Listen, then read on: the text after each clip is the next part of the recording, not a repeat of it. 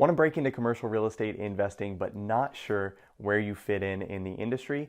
Well, stick around because in this video, we're going to break down the 3 major commercial real estate career types and how to pick one if you're just starting out.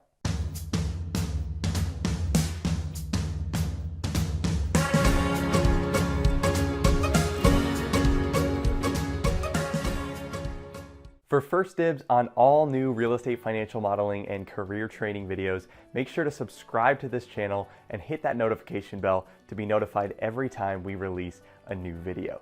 Now, if you want to break into commercial real estate investing, but you're not really sure where your talents, your skill sets, and really your personality fit in within the entire business, by the end of this video, you'll know exactly where you fit best in the commercial real estate investing business and what you need to do to break into the field. Now, I've taught over 10,000 students real estate financial modeling and analysis so they can land better jobs and do better real estate deals. So if you're looking to advance your real estate investment career, you're in the right place. Now, in commercial real estate, there are really 3 main paths that you can go down. And in my experience, different personalities and skill sets do better in one of these 3 buckets. So let's start with the first one of these and move through each of these one by one. All right, so let's start out with CRE career path number 1, and that is brokerage. So this is the commercial real estate agent that generally works for a commercial real estate brokerage firm and may go out and work for themselves later on in the future. So key personality traits that you're going to likely see in a commercial real estate broker is an outgoing nature. So if you're outgoing, you like connecting with people and you like building relationships, brokerage could be a good fit for you. Now, persistence is a very, very big personality trait here. So many brokers can work on deals for 1, 2, 3, 5 years even and not see any sort of tangible result from it. So you need to be persistent and be willing to get in front of buyers and sellers and be in the market consistently over time, knowing that it's going to pay off years down the line. Now, many brokers also have a desire for autonomy. So in brokerage, you're usually not necessarily going to be expected to be at a desk from 9 to 5 every day. You're really expected to be out in the market, but the way you get deals done is generally up to you. So it's an autonomous job where you are in control of your destiny. Now that leads into pros and cons. So the biggest pro of commercial real estate brokerage is that you control your own destiny. Your income is directly correlated to your own performance. However, the main con is the same thing. You control your own destiny, and if you have a bad year, that is all on you. Now, as far as skill sets are concerned, if you're a good salesperson, and you're good at building relationships, brokerage could be a really good fit for you. Now, you'll also need to know real estate financial modeling and deal analysis to be successful in brokerage. So whether you're looking to work at one of the top firms and trying to break in at the analyst or associate level, where you're going to actually be working in models, or if you're working at a brokerage shop where you have an analyst doing the work for you, you need to be able to do the deal analysis on your own and understand the numbers of a deal. So if you want to break into brokerage, knowing real estate financial modeling and deal analysis is really a must. Now, CRE career path number 2 is lending.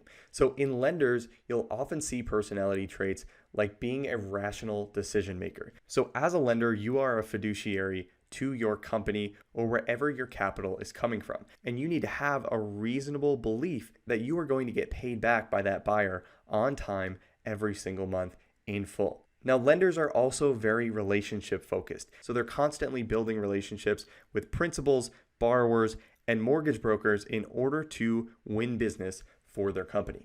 Now, if you have a lower risk tolerance, lending could be a good spot for you. And this leads into our main pro and main con of lending. So unlike brokerage where you really control your own destiny, if you're working in lending and you're not directly responsible for production of business, you'll likely have a stable income. So in bad years, your income will stay relatively consistent, but in really good years, your income will likely stay relatively consistent as well. So if you have a lower risk tolerance, lending could work well for you. Now, as far as skill sets are concerned, if you enjoy networking and relationship building and you really value that, lending could be a really great spot for you. Now, you'll also need to know real estate financial modeling and deal analysis for a lending job. Again, at almost all of the top firms, you'll need to break in as an analyst or an associate, and the way you can add value is by knowing real estate financial modeling and deal analysis and being able to run that analysis for deals that come to the firm.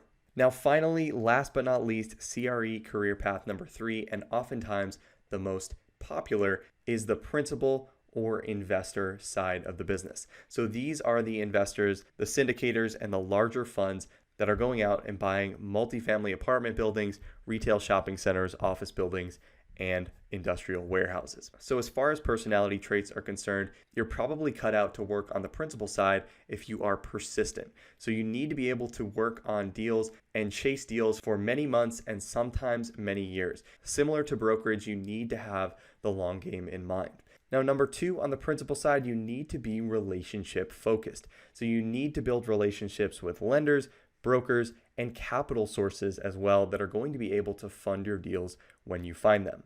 Now, when you're actually buying a deal and putting it under contract, you need to also be a strong negotiator. So if you have strong negotiation skills and you want to use those in your career, the principal side, specifically acquisitions, could be a good fit for you.